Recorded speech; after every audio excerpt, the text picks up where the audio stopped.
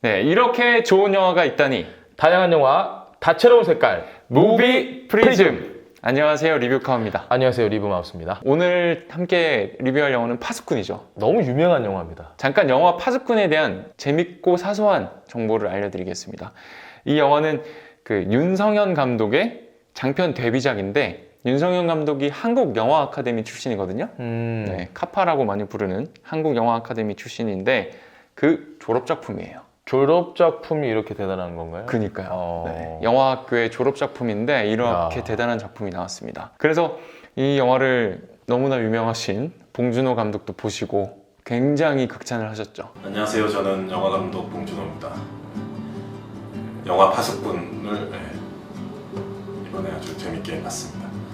세 친구들의 비극적인 우정의 이야기, 또는 애초에 우정이라는 것이 과연 있었던가, 간담이 서늘한 그런 질문을 던지는 그런 영화였던 것 같습니다. 같은 감독의 입장에서 영화의 완성도나 이런 게 참 놀라웠고요.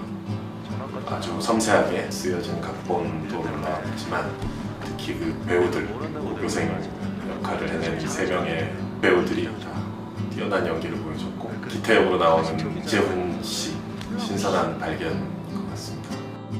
영화를 보고 나면은 기태라는 주인공의 고독함과 슬픔 때문에 되게 가슴이 아파지고 또 연민이 느껴지기도 하지만, 그와 동시에 또 보는 나 자신이 어떻게 보면 이 세상에서 가장 역겨운 사람 중에 하나가 아닐까, 어쩌면 그게 진실이 아닐까라는 그런 되게 근본적인 공포 같은 거를 자극하는 영화입니다.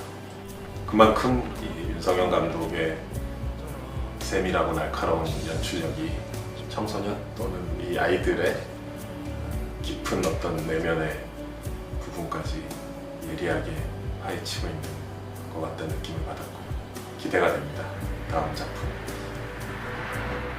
네, 굉장히 놀랍고 섬세한 각본, 그리고 연출도 굉장했다, 이렇게 호평을 하셨던 작품이고요. 18살이잖아요, 고이면. 예. 그 남자들의 심리를 제가 봐도 너무 잘 묘사를 했어요, 섬세하게.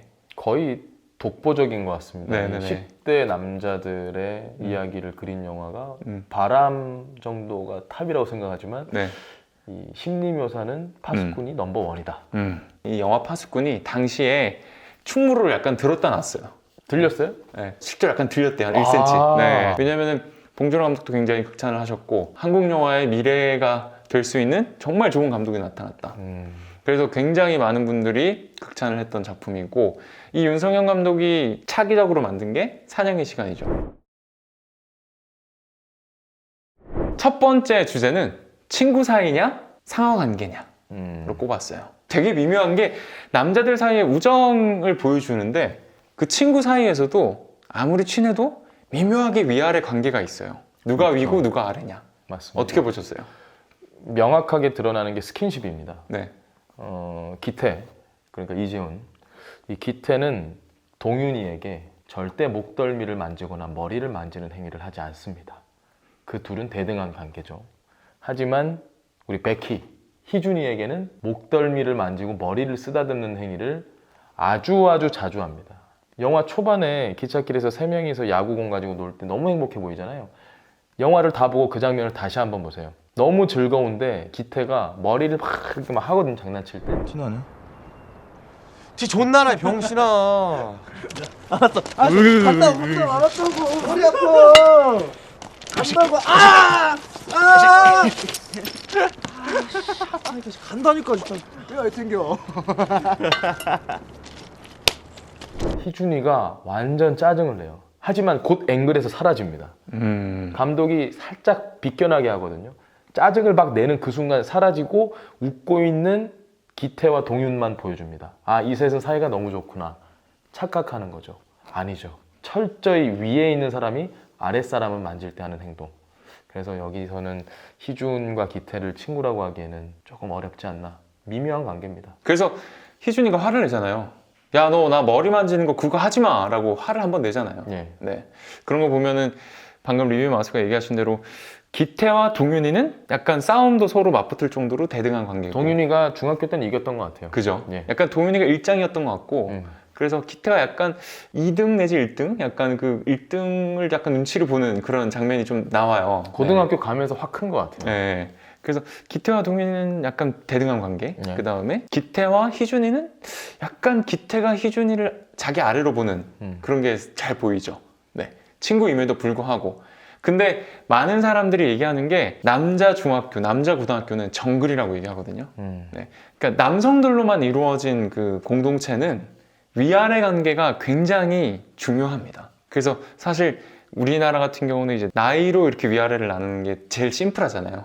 이 친구 관계에서는 나이가 다 똑같잖아요. 근데 나이가 똑같더라도 이렇게 남자들이 모여있는 이 공동체나 사회에서는 어떻게든 위아래를 나누려는 그런 습성이 있어요. 저는 그게 좋지는 않지만 어쨌든 그런 습성을 너무 잘 표현해 준 것 같아요. 네. 뭐 현상을 아주 잘 드러내준 영화다. 네네네. 저도 그렇게 생각합니다. 네. 그래서 과연 이 기태와 동윤, 기태와 희준, 그리고 이 세 명, 이게 과연 우정이었을까요? 기태의 관점에서 바라보면 음. 우정이라고 생각합니다. 아, 희준을 뭐 부하라고 생각하거나 그런 것 같진 않아요. 왜냐하면 표현 방식이 좀 거칠었다? 표현 방식이 너무너무 거칠었던 게 희준에 대한 마음은 그 여자와 3대3으로 놀 때 느끼잖아요. 우리가 아 기태는 희준을 많이 아끼는구나. 희준을 불편하게 만드는 상황을 피하고 싶어 하는구나. 심지어 나서서 친구를 위해주는 행동을 하잖아요. 근데도 불구하고 정말로 동등한 관계에서 야 너 많이 컸다 이러면 그냥 넘어갈 수 있어요. 근데 정말 너 키가 많이 컸다 이렇게 할 수가 있죠. 근데 나보다 진짜 센 놈이 야 너 많이 컸다 이러면 기분 나쁘거든요. 그렇죠. 내가 네 꼬붕이냐 바로 나오잖아요. 친구라고 생각한 건 기태지만 오히려 희준이 입장에서는 친구가 아니었던 거죠. 셋이 좀 친하게 야구도 하고 친하게 지내긴 하지만 희준이 입장에서는 내내 친구라고 생각한 적이 과연 있긴 했을까? 라는 생각이 들었어요. 언제 정도의 친구라고 생각을 하냐면 동윤이가 있을 때, 그 셋이 함께 있을 때는 친구의 모습이 나옵니다. 동윤이가 있기 때문에. 그러니까 동윤이가 약간 구심점이 되고 기태도 행동 조심하고. 그쵸. 하지만 기태의 폭력과 온갖 모멸감을 주는 행동은 항상 동윤이가 없을 때만 하거든요. 그렇죠. 그래서 희준이는 아마 셋이 있을 때는 그나마 우리가 그래도 같이 어울리는 무리다라고 정도를 생각해도 그래도 친구라고 생각 안 했을 것 같아요. 쟤는 학교 일장이고 폭발하고 기분이 나쁘면 언제 어떻게 할지 모른다라는 불안감이 항상 가슴속에 있기 때문에 그렇죠. 믿지 못하는 거예요. 내 속을 다 드러내놓고 얘기하지 못하는 거고. 그래서 아마 그런 모습을 보면서 기태도 답답하고 이 자식 나는 너를 위해서 이렇게까지 하는데 넌 그렇게까지밖에 안 해? 사과하잖아 이렇게 나오는 뭐 그래서 뭐 그런 관계라고 생각합니다. 근데 이 기태의 미성숙함을 배우 이재훈이 너무 잘 표현을 해줬는데 대단하죠. 저도 리뷰 마우스 의견에 동의하는 게 기태는 희준이하고 동윤이를 둘도 없는 친구라고 생각을 했던 것 같긴 해요. 근데 그 표현 방식이 굉장히 반대로 나왔고 되게 아끼는 친구인데 말을 막 하고 때리고 그죠? 야 담배 피우는데 망 좀 봐. 그것까지는 오케이 할 수 있다고 생각을 해요. 하지만 이미 희준이는 거기서부터 모멸감을 느꼈죠. 일부러 그렇게 하는 거니까 무리들 앞에서. 근데 뺨을 때리는 순간 그건 친구가 아니죠. 대항을 못 하잖아요, 상대가. 같이 날라오고 싸움이 돼야 이게 친구를 한 해 만에 나중에 얘기를 하는 거지. 맞고 가만히 있으면 그거는 더 이상 그건 절대 친구가 아니에요. 하지만 기태는 내가 사과를 하면 모든 게 다 원위치로 돌아갈 거라고 착각하는 건데 미안하다 이제 그만하자. 사과도 심지어 그렇게 하면 안 되죠. 정말 무릎 꿇고 사과해야죠. 내가 널 때려서 미안해. 내가 너에게 모멸감을 줘서 미안해. 정말 사과할게. 네가 하자는 대로 할게. 이렇게 가야지. 그 기태는 표현을 정말 잘못한 게 희준이의 마음과 생각을 전혀 고려하지 않고 야 내가 이 상황이 너무 불편하거든? 그러니까 너는 내가 그만하자고 하니까 그만해야 돼 라고 생각하게끔 행동을 해버려요. 상하 관계죠. 사과할 때조차 그러니까. 사과를 전혀 못하죠. 네. 그러니까 그게 희준이 입장에서는 얘가 지금 나한테 사과라는 거야 뭐 어쩌라는 거야 이런 생각이 들만 하거든요 사실은. 맞아요. 그 표현 방식이 정말 미성숙했다 그 생각은 많이 들어요. 근데 저희가 기태에 대해서 폭력은 정당화할 수 없기 때문에 아주 비판적인 시각으로 보고 있긴 하지만 반대로 기태 입장을 생각을 해보면 희준이가 기태의 기분을 나쁘게 하는 행동이 있었습니다. 엄마 얘기할 때 그때 기태는 꼬붕 같은 그 반의 2인자죠. 걔한테는 정말 가차없이 겁을 주잖아요.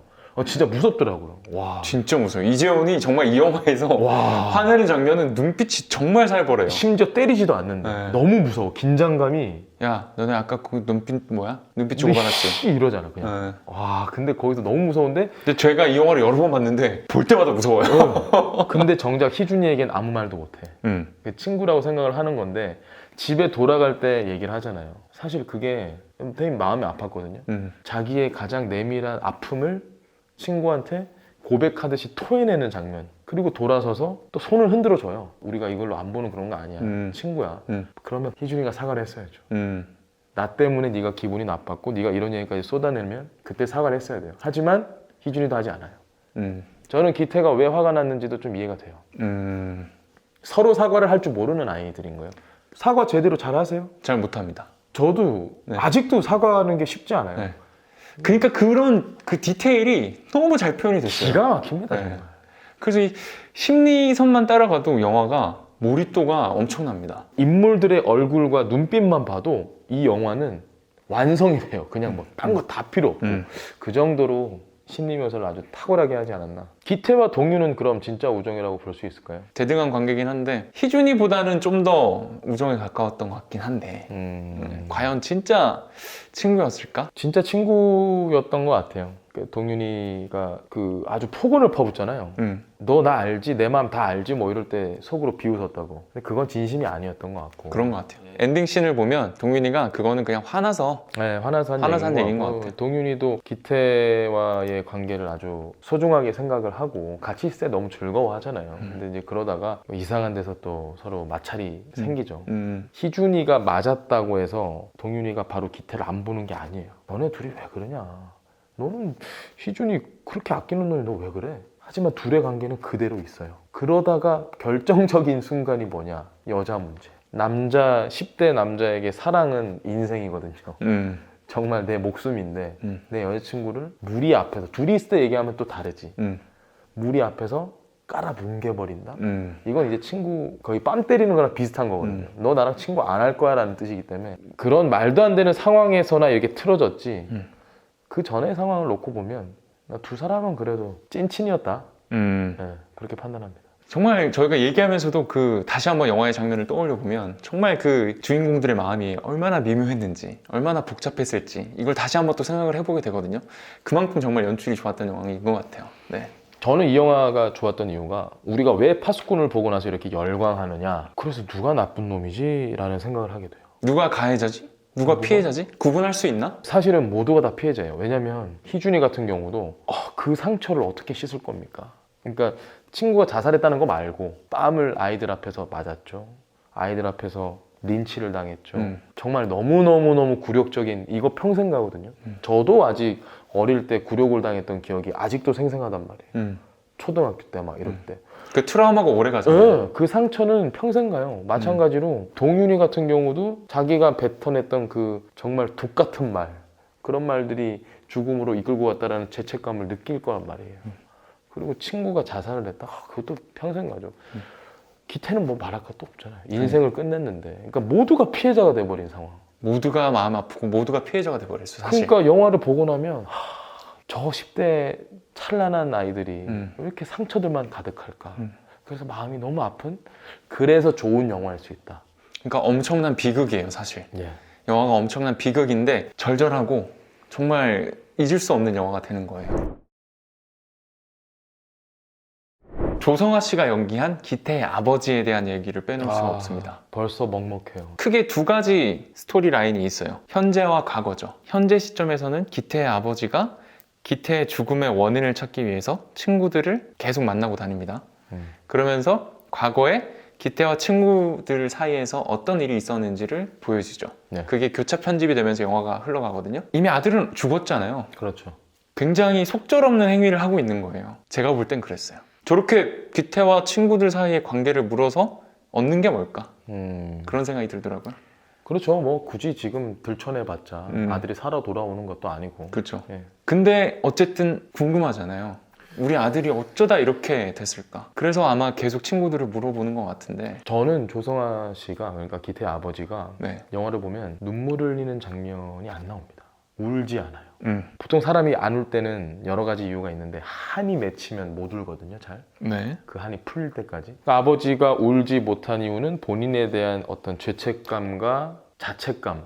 내 아들이 이 지경까지 돼서 극단적인 선택을 할 수밖에 없었는데도 불구하고 나는 그동안 뭘 했는가? 한 번이라도 내 아들에게 관심을 가지고 괜찮는지 물어봤을까?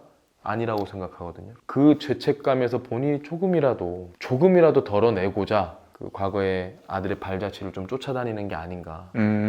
그래서 사실 속절없다는 표현이 맞는데 그래도 내가 살아보고자 그렇게 쫓아다니는 게 아닌가 싶습니다. 기태 아버지가 자신의 죄책감을 덜고자 하는 목적도 있었을 거다라고 네. 얘기를 해주셨네요. 저도 그런 생각이 드네요. 자식과 이렇게 이별하는 아버지의 마음이 정말 얼마나 아플지는 상상도 못하겠지만 예. 그동안 아들에게 관심이 없었다면, 게다가 엄마도 없잖아요. 그랬다면 자신의 죄책감을 덜기 위해서 좀 뭔가라도 더 확실하게 알고 싶었지 않을까, 그런 생각이 들긴 해요. 영화의 제목이 파수꾼인데요. 영화 보신 분들 중에 왜 제목이 파수꾼이지? 라고 생각하신 분들도 적지 않았을 것 같아요. 감독님께서 명확하게 답을 내려주셨습니다. 본인이 너무너무 좋아했던 미국의 1951년에 나왔던 호밀밭의 파수꾼이라는 소설이 있어요. 그렇죠. 그 소설이 본인이 너무 좋아했고 그 소설 속의 이미지를 떠올리면서 영화를 만들었고 파수꾼이라는 이름을 붙였다고 하더라고요. 그럼 그 소설에서 따온 게 맞겠네요. 그 소설에서 따온 게 본인이 맞다고 얘기를 네. 했거든요. 네. 그 소설에 대한 얘기를 잠깐 해드리면 제가 이 종이를 왜 계속 들고 있었냐면 이 호밀밭의 파수꾼이라는 소설가의 이름을 제가 못 외워가지고 네. 제롬 데이빗 셀린저 네. 호밀밭의 파수꾼 내용을 조금만 설명을 해드릴게요. 고등학생이 나옵니다. 네. 10대가 나오고 자퇴를 당한 이 주인공이 친구와 싸우기도 해요. 친구와 싸우는 이유가 여자가 중간에 끼어 있습니다. 그래서 이 친구가 뭐 여러 가지 일을 겪는 2박 3일간의 사흘 동안 벌어지는 일이거든요. 가출을 한 사흘 동안. 거기 보면 이 친구가 얘기를 하는 게 나는 내 꿈이 있어. 넓은 드넓은 호밀밭에 아이들이 막 뛰어노는데 나는 그 호밀밭 끝에 낭떠러지 바로 앞에 아이들이 떨어지지 않게 지켜주는 파수꾼이 되고 싶다. 그러니까 이 소설의 주제 자체가 허위와 가식으로 얼룩진 이 성인 사회에 대한 비판이거든요. 이 10대 아이가 느꼈던 그런 걸 보여주면서 이제 파수꾼이라는 단어가 거기 나와요. 네.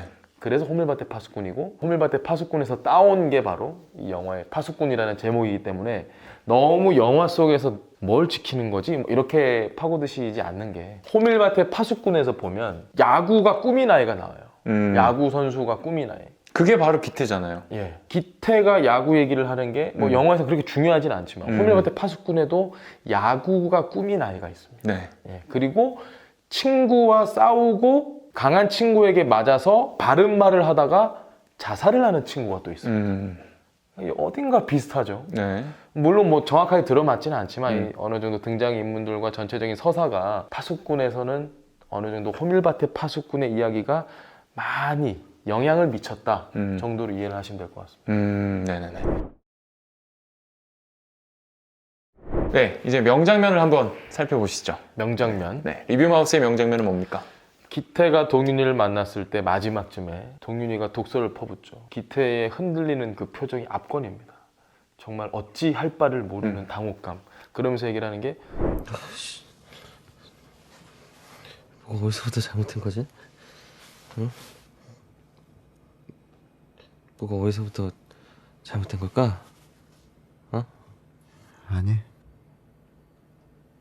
처음부터 잘못된 거 없어. 처음부터 너 말 없었으면 돼. 어디서부터 잘못된 거지? 어디서부터 잘못됐을까? 라는 그 대사가 뭐 영화의 전체적인 주제죠. 답을 할 수 있을까요, 우리가? 답을 할 수가 없어요. 이게 어디서부터 잘못된 건지를 너무 많은 요소가 있기 때문에 저는 자꾸 영화를 저의 인생, 제 주변으로 확장하는 경향이 있는데 우리도 그런 생각을 많이 했던 것 같아요. 저도 젊은 날에 많이 했고 지금도 하고 뭔가 어딘가 일이 안 풀릴 때 혹은 여자친구 혹은 친구의 관계가 안 좋을 때 생각을 곰곰이 해보면 이게 어디서부터 잘못된 거지? 잘 모를 때가 너무 많아요. 그렇죠. 네. 그래서 이 대사가 너무 짠한 거예요. 그 대사가 딱 들리는데 나를 생각하게 되더라고요. 나 어디서부터 잘못된 걸까요? 대답 좀 해봐요. 어디서부터 잘못됐죠 도대체 나는? 근데 사람 사이의 관계에서 어디서부터 잘못됐지? 특정한 한 시점을 딱 꼽아서 그게 모든 것의 원인이었다고 하기는 어려워요. 답을 할 수 없는 네, 거죠. 답을 할 수가 없고 이 같이 함께 보낸 시간이 계속 누적되고 쌓이면서 어느 순간 임계점을 넘으면 폭발해 버리는 거라고 저는 생각을 하거든요. 맞아요. 네. 뭐 기태와 동윤이도 사실 그런 거였던 것 같아요. 그럼에도 불구하고 이렇게 안 좋은 상황이 벌어지면 도대체 뭐가 잘못됐던 거지? 명쾌하게 답을 얻고 싶은 게 사람 마음인 거죠. 리뷰 카우의 명장면이 또 궁금합니다. 영화가 끝나가는 시점에 나오는 장면인데 그 전까지 미친 개 노릇 해야지. 네가 미친 게 줄 알아? 다행이네. 야, 내가 뭐 애들 앞에서 허세 부려서 그런 게 좋은 건 줄 아냐? 이렇게 주목받은 적이 없으니까. 왜 그렇게 남 신경 쓰냐? 아니라고 생각하시는 분들도 계시겠지만 저는 이게 동윤의 상상인 것 같아요. 이 장면의 연출을 보면 기태는 거울 속에 있어요. 동윤이는 그 거울의 앞쪽에 위치하면서 포커스가 안 맞습니다. 기태가 얘기하는 거를 계속 동윤이는 약간 맞장구 쳐주는 정도예요. 그러니까 이 장면을 보시면은 이게 동윤이 실제로 있었던 일을 회상하는 건지 아니면 동윤이 현재 시점에서 기태를 떠올리면서 상상하는 장면인지 조금 저는 헷갈려요. 뭐 무조건 회상하는 거라고 생각을 했거든요. 이 장면 앞을 보시면 동윤이가 울면서 잠에서 깨요. 예, 그리고 이 장면 뒤를 보면 전화가 옵니다. 이건 명백하게 현재잖아요. 그렇죠. 근데 이 현재 시점에는 기태가 없는 상황이거든요.